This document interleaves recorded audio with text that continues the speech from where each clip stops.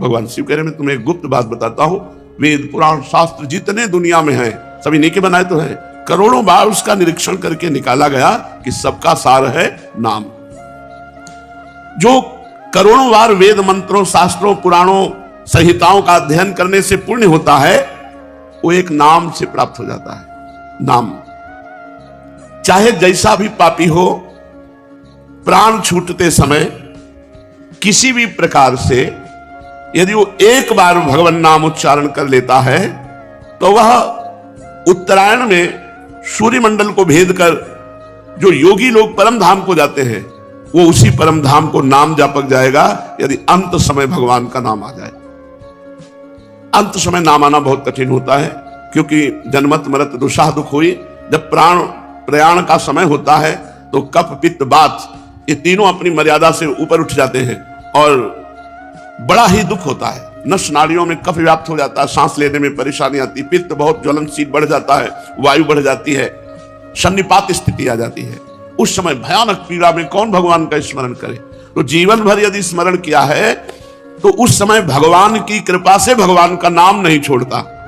जीवन भर हमने नाम पकड़ने की कोशिश की, अंतिम समय भगवान का नाम पकड़ लेता है। अंतिम समय जिसके मुख से भगवान नाम निकल गया तो सूर्य मंडल का भेदन करके दुंदुभी बजाते हुए जो योगी उत्तरायण की गति को प्राप्त होता है वही नाम जापक को प्राप्त होता है। तुम्हें संदेह नहीं होना चाहिए कि बड़े कठिन साधनों के द्वारा, योग आदि के द्वारा जो प्राप्त किया जा सकता है वो बिना किसी संशय के सरल ढंग से नाम जप करते हुए प्राप्त किया जा सकता है। तुम अभ्यास करो, एक क्षण एक मुहूर्त भी नाम ना छूटने पावे। इच्छा अनिच्छा लय विक्षेप ये भजन में बाधा पहुंचाती है। किसी भोग की इच्छा नहीं, अनिच्छा ये मुझे नहीं, ये चाहिए।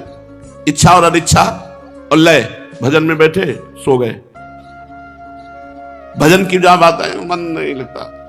भजन के लिए तो प्रमाद स्थिति ये और विक्षेप, बार बार किसी कामना का, विषय भोग का, नाना प्रकार के व्यवहार का चिंतन करना भजन में ये विक्षेप है। इच्छा अनिच्छा लय विक्षेप ये भजन नहीं होने देते। इसलिए इस अवस्था में जब तुम्हारे अंदर बहुत इच्छा प्रकट हो रही हो या संकल्प विकल्प चल रहा हो, चुनना हो किसी भोगों को, उस समय जोर से नाम चलाओ, उसको चुनने मत दो, संकल्प मत बनने दो। वो आपको चुप करेगा, अपनी बात रखेगा, आपको चुप नहीं होना और अपनी बात उसके सामने रखनी, राधा राधा राधा। तो इच्छा और अनिच्छा से ऊपर उठ जाएंगे, लय और विक्षेप पर विजय प्राप्त कर लेंगे। हमें हारना नहीं है। हम लोग क्या करते हैं, हार जाते हैं। जब ये अपनी मनमानी चलाना चाहता है तो हम उसी का मनन करने लगते हैं और नाम छूट जाता है। जहां नाम छूटा तो अपनी तरफ घसीट ले गया। अगर नाम चल रहा है तो इसकी ताकत नहीं कि हमको अपनी तरफ घसीट पावे। तुम्हें जिह्वा पर ध्यान देना है। जिह्वा के अग्रभाग को हिलाते हुए निरंतर नाम का अभ्यास करो। ढेर सारा नाम रूपी धन इकट्ठा कर लो, अंतिम दिन काम आएगा। बाबा कह रहे हैं अंतिम समय काम आए। आज की मेहनत अंतिम में रंग लाएगी।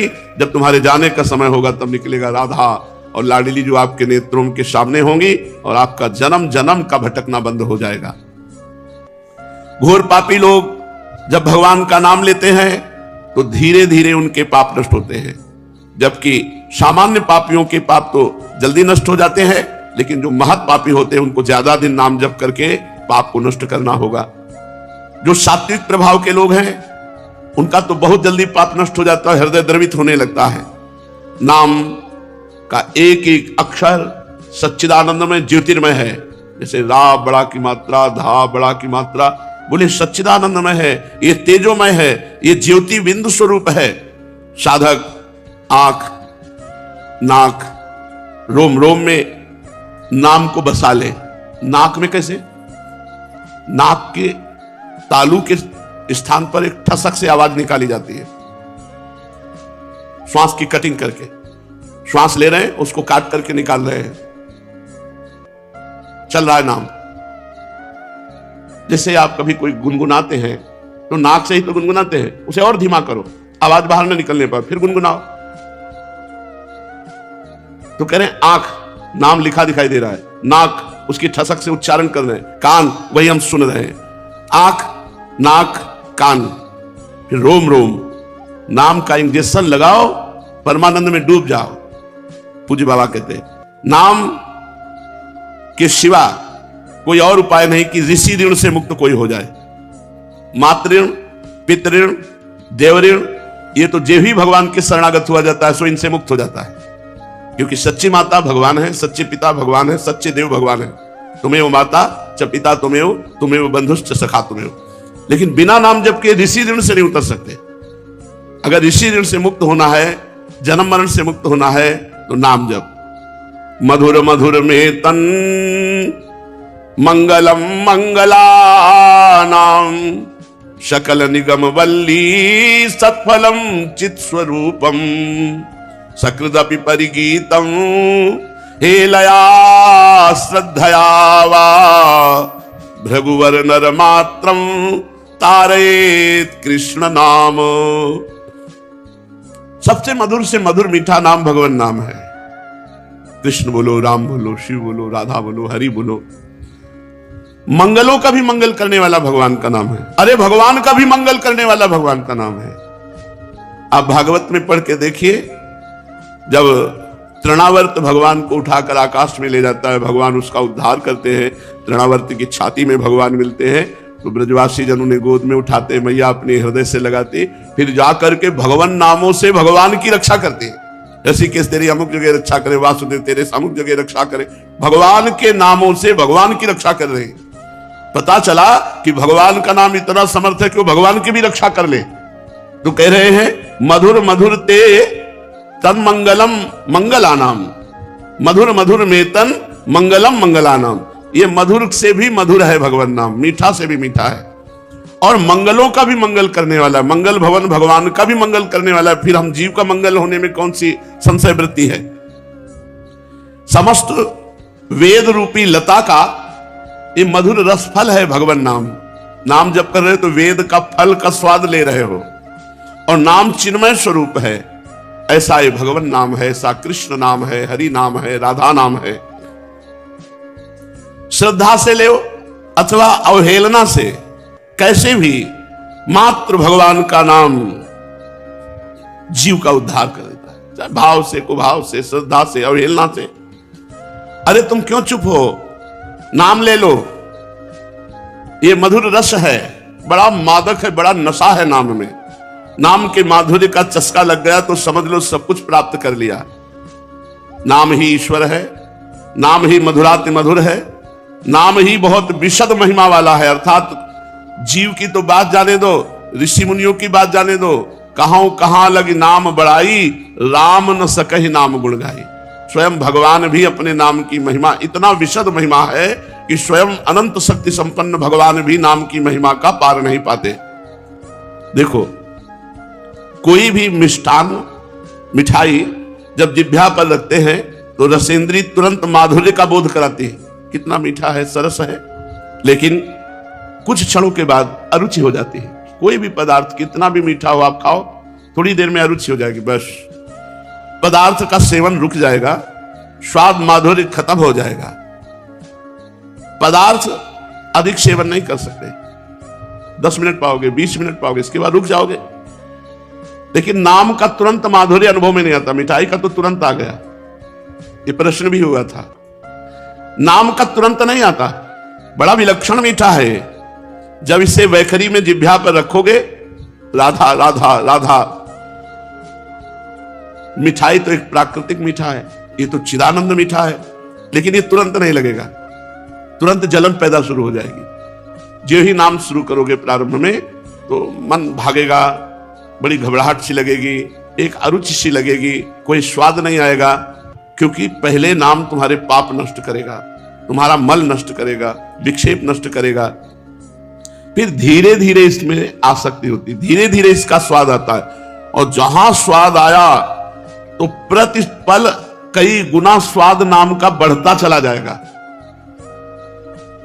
हमने महापुरुषों को देखा है, घूर्णित नेत्र, जैसे नशा पिए हो और नेत्र घूम रहे हो, ऐसे घूम रहे हैं, क्योंकि नाम का नशा आसव चढ़ा हुआ है, रसासव। जैसे हरिवंश निकट दासीजन लोचन चसक रसासो गटकत, जैसे रूप में मादकता है, ऐसे नाम में मादकता है। प्रभु के नाम की मादकता से ही रूप का प्रादुर्भाव होता है। देखिए रूप नाम आधीना, नाम के अधीन ही रूप का प्रकाश होता है। वो कंठ वैकुंठ से संबंध कर लेता है जब कंठ में नाम चलने लगता है। कंठ में नाम चला मानो वैकुंठ में परम धाम से तुम्हारा संबंध हो गया। वो कंठ धन्य है जिससे नाम निकल रहा है।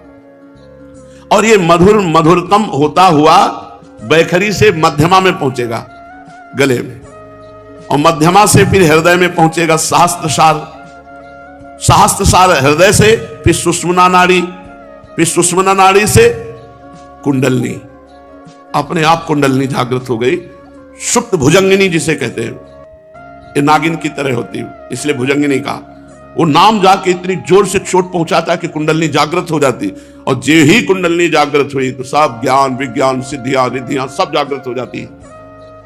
कितना सुंदर अनुभव बता रहे। बैखरी माने जो हम बोल रहे हैं, इससे नाम मध्यमा में पहुंचा। मध्यमा से हृदय जिससे सहस्त्रसार कहते हैं, हृदय में जब नाम पहुंचा तो सुषुम्ना नाड़ी में नाम पहुंचा। सुषुम्ना से सुप्त कुंडलनी को जाकर के धक्का मारा नाम ने, कुंडलनी जागृत हो गई।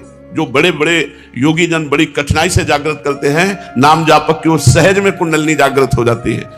अब तो श्वास प्रतिश्वास, रोमांच, स्पंदन, कंपायमान शरीर, अश्रु पुलक, ये सब दिव्य भाव जागृत हो जाते हैं। देहाभिमान कब का विगलित हो जाता है।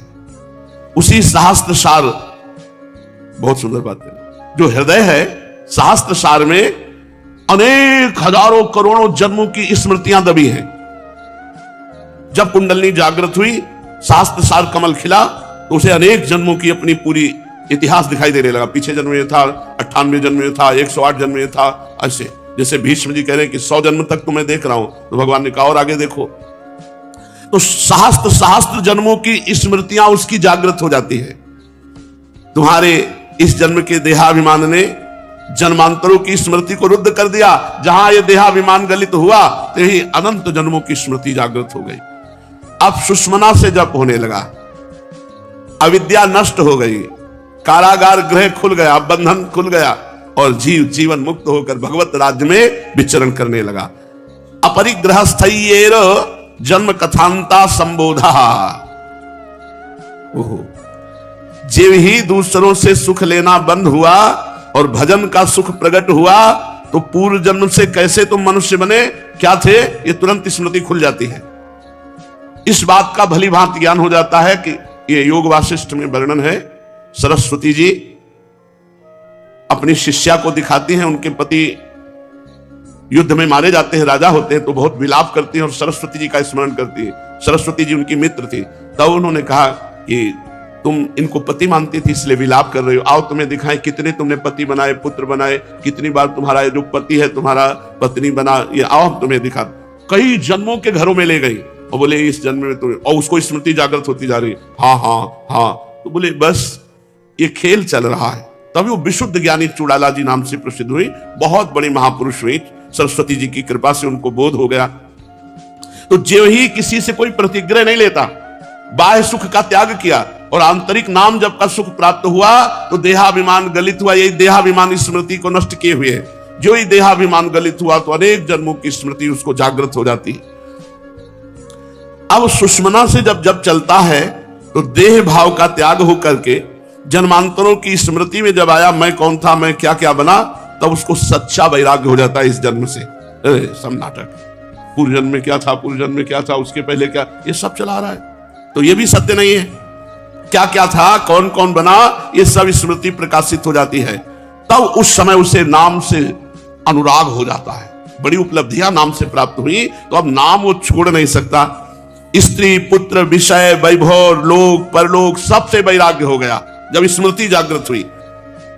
उसके पश्चात उसको नाम इतनी आसक्ति हो गई कि वो मधुर से मधुर नाम पश्यंती में पहुंच गया। बैखरी, मध्यमा सहस्त्रसार, सुषुम्ना, कुंडलनी, पश्यंती। अब पश्यंती में नाम नामी एक हो गए। जे ही नाम नामी एक हुए तो मूलाधार से जब शुरू हो गया परावाणी। अब ये पहुंच गया ऐसी स्थिति में जहां से पतन नहीं होता। अब ये दिव्य भगवदानंद पूरे संसार का कल्याण करने की सामर्थ्य रखता है, जिसकी परावाणी से ब्रह्मनाद हो रहा है, भगवन्नाद हो रहा है। देहाभिमान तो मध्यमा में ही गलित हो गया था। जे ही वैखरी से मध्यमा में पहुंचा, देहाभिमान गलित हो गया, शास्त्र सार खुल गया, सुषुम्ना नाड़ी में जप हुआ, कुंडलनी जागृत हो गई, पश्यंती में पहुंचते ही परावाणी से चलने लगा नाम। अब ये सतरति सतरति था लोकांतार्यति, स्वयं तर जाता है, स्वयं तर जाता है, लोक के लोक को तार देता है। नाम और आसक्ति हृदय में प्रकट हुई, अब डूब गया परा अवस्था में। हे प्रीतम, तुम्हें कैसे समझावें कि मधुराति मधुर नाम कितना मीठा है, कितना महिमामय है। करुणाकर, आनंद कंद, अति सुंदर, आनंद की उपलब्धि बड़ी विलक्षण है। आहा, जिह्वा से केवल नाम उच्चारण करने से परा अवस्था को प्राप्त हो गया, परावाणी से जब परा अवस्था को प्राप्त हो गया, कितना परमानंद, महा उत्सव। ये भगवान नाम, जय हो भगवान नाम की, आज मुझे अति गुह्य ज्ञान करा दिया, मैं धन्य हो गया। हे भक्तवत्सल, अंतःकरण में एक अभिलाषा जाग उठी है कि अब मैं कुछ दिन और जीऊं, अब मैं अपने आपके धाम नहीं आना चाहता, अब मैं जीना चाहता हूं, क्योंकि मैं इस नाम का स्वाद लेना चाहता हूं। जब परावाणी से नाम हुई तो बोले अब एक अभिलाषा जागृत हो गई, अब इस स्थिति में रहकर कुछ दिन जीऊं और ये स्वाद लूं नाम का, तब फिर अपने धाम में प्रभु बुलाना। तुम्हारी निरपेक्ष सद्भावना से भगवान प्रसन्न हो जाएंगे और तुम्हें समय दे देंगे, जैसे अजामिल को समय दिया। अजामिल ने यही मानो मांगा भगवान के पार्षदों से, कह तो नहीं पाया लेकिन अंदर से कि जिस नाम को मैंने अपने बालक के उद्देश्य से उच्चारण किया तो उससे भगवत पार्षदों का दर्शन हुआ, धर्ममयी बात सुनने को मिली। अगर मुझे थोड़ा समय मिल जाए तो मैं इस नाम को खूब जप करूं। तो भगवान के पार्षद अंतर ध्यान हो गए, यमदूत तो पहले ही चले गए थे। अब वो हरिद्वार में जाकर गंगा स्नान करके देव मंदिर में एकांत में खूब नाम जप करते हुए भगवान को प्राप्त हुआ। तो ये नाम मंगल का भी मंगल है, इसलिए मत इधर उधर ध्यान दो। यज्ञ, दान, तपस्या, व्रत, होम, हवन इत्यादि ये सब भागवतिक कार्य हैं, पर इनकी सीमा स्वर्ग लोक तक है। ये स्वर्ग लोक पहुंचा सकते हैं और स्वर्ग लोक से पुण्य क्षय होने पर फिर मृत्यु लोक, ये सब ठीक नहीं है। निरंतर आवागमन में फंसाए रखने वाले कार्य हैं। किंतु नाम, ये बहुत गूढ़ बात, यद्यपि ये पता तो थी पर बहुत गूढ़ क्रम बताया नाम का, कि वैखरी नाम जब से मध्यमा कंठ, मध्यमा नाम जब से हृदय सहस्त्र सार कमल, हृदय से सुषुम्ना, सुषुम्ना से सुषुप्त जो कुंडलनी, कुंडलनी से पश्यंती और पश्यंती से परावाणी, परावाणी में नाम, मतलब गजब की अनुभूति बाबा की है, गजब की अनुभूति है। कलिर दोष निधे राजन नस्ति हे को महान गुणः कीर्तना देव कृष्णस्य मुक्त बंधा परम ब्रजेत। वैसे तो कलयुग अनंत दोषों की खान है, पर इस कलयुग में एक महान और अलौकिक गुण है, केवल भगवान के नाम जप, नाम कीर्तन से उच्च अवस्थाएं प्राप्त हो जाएंगी, परम धाम को प्राप्त करा देगा ये नाम जप। तभी तो तुम्हें कहता हूं हे प्रिय, मंगल का भी मंगल करने वाला नाम है, वेद रूपी लताओं का फल है। भूत भविष्य वर्तमान तीनों कालों में कोई ऐसा नाम के बराबर साधन नहीं है। ये चैतन्य है, नाम जड़ नहीं है, नाम चैतन्य स्वरूप है। तुम जड़ देह का संग करके स्वयं जड़ की अनुभूति में आ गए हो, नाम जप करो, तुम्हारे चैतन्य स्वरूप में नाम चैतन्य है, स्थित कर देगा। पंचभूतों द्वारा निर्मित इस जड़ देह का बोझा त्याग दो, चैतन्य स्वरूप नाम का निरंतर चिंतन करो। यदि मेरे कहने पर तुम्हें अब भी समझ में ना आए तो समझ लो कि तुम्हारा क्या होना है। अगर इतना समझाने पर भी तुम्हें नाम जप में प्रीति ना हो, नाम जप में रुचि ना हो, तो समझो परिणाम कि तुम्हारा क्या होना है। अभी कुछ और बकाया रह गया है। जब कह दिया कि अश्रद्धा से, अवहेलना से कैसे भी नाम लो, तुम्हारा उद्धार कर देगा नाम। संकेत से, अवज्ञा से, परिहास से, जैसे भी बने वैसे तुम नाम लो, तुम निष्क्रिय हो जाओगे। बालक हो, वृद्ध हो, युवा हो, अज्ञानी हो, ज्ञानी हो, कोई भी हो, नर हो, नारी हो, कोई भी हो, समान फल प्रदान करेगा नाम, समान फल। कोई भी नाम जप करके देखो, नाम इस दारुण भवसागर से घोर पापी को भी परम पद प्रदान करेगा। घोर तापी को, घोर रोगी को, शोकार्त को नाम परम मंगल में कर देगा।